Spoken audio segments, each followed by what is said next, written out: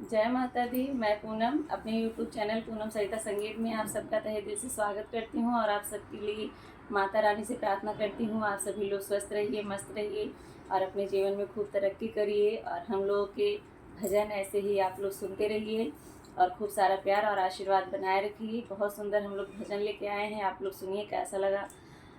अपनी राय comment box में ज़रूर दीजिएगा और वीडियो को ज़्यादा से ज़्यादा शेयर करिएगा और खूब सारा आशीर्वाद दीजिएगा। काहे ऋषियानु मोरी माई बतावा तुम्हें कैसे मनाई हो। काहे ऋषियानु मोरी माई बतावा तुम्हें कैसे मनाई हो।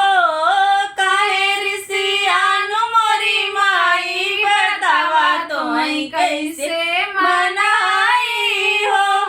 अड़हुल के फुलवा माई भवराज उठरले से, अड़हुल के फुलवा माई भवराज उठरले। कवन फूल तो का चढ़ाई बतावा तोहं कैसे मनाई हो।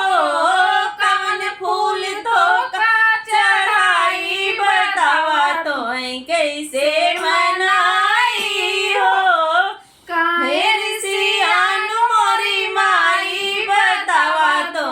कैसे मनाई हो।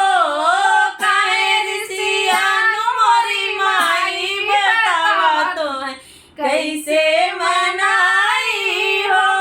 गंगा के पनिया माई मछरी जूठरले सी, गंगा के पनिया माई मछरी जूठरले।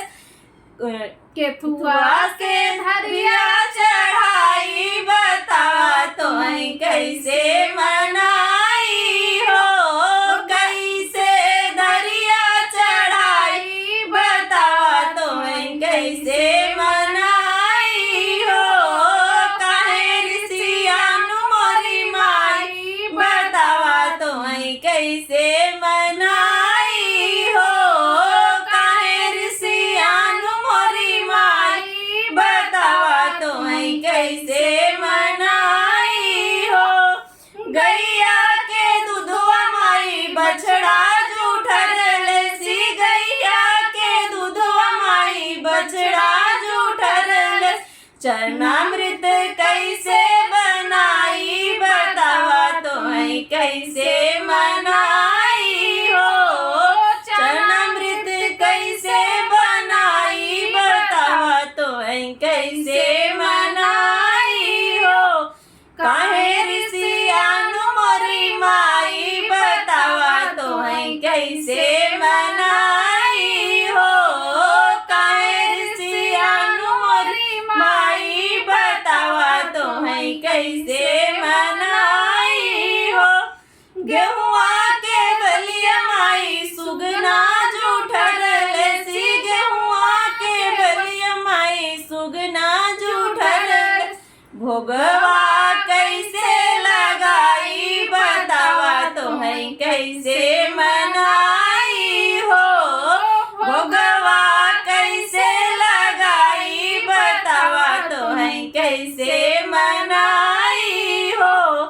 काहे ऋषियानु मोरी माई बतावा तोहं कैसे मनाई हो। काहे ऋषियानु मोरी माई बतावा तोहं कैसे मना